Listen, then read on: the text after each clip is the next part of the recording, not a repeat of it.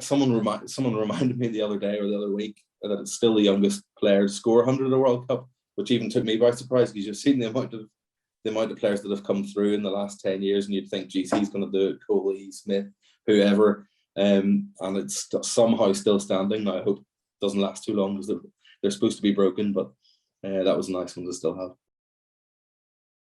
It was amazing to be back at sort of what I would count as a home ground for so long, a packed house at Lords, to be able to score a few runs in a final, just sort of made the year a bit. You know, it was that last final, it was basically the final game of the English summer for me anyway.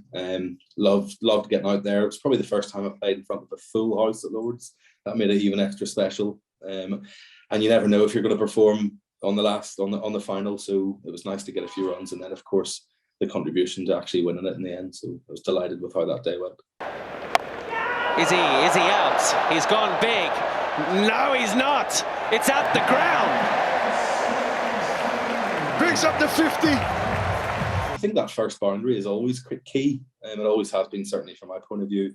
You get one away early, and you sort of have that confidence in that, you know, I can do it today. Whereas if you take a few balls to get off the mark and you're struggling a bit at the start, it can be a bit trickier. So that's one of those ones where it just felt like I was hitting the middle early, and you go on and try and use that and try and make it count. Beautifully played. Firmly struck. 4 from the moment it left the blade. That was amazing. Particularly, I think, because I had two failures the previous 2 games, and that was the last one in the series. You're always trying to scratch around and find your feet. So yeah, that one was nice. It would have been even better if there were people in. Imagine if it's a full crowd there, that would have been incredible. But yeah, I think that was probably at the toughest time in the COVID. So I think that was special in itself. The fact that you were able to turn that out after a couple of failures, probably at the lowest ebb of no one there and COVID time. So really happy with how that went, and to get over the line in particular. You know, we're here to win games of cricket, and hopefully you can contribute to that. And that day again was that sort of thing. A 9th one-day international 100 for Paul Stirling. First against England. He's given Ireland a real chance of hauling in 329. Very, very well played. And, you know, you'd obviously love to be there shaking hands at the very end, but wasn't quite able to do that. But watching the lads bring it in for the last 50 runs, it was pretty special once it had finished. This is big.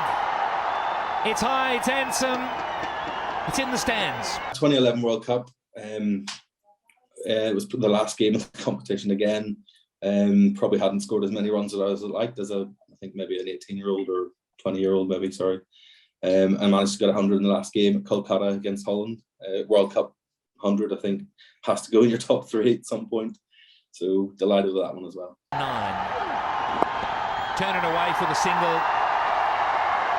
A loud cheer from the crowd. Well, they come back for 2.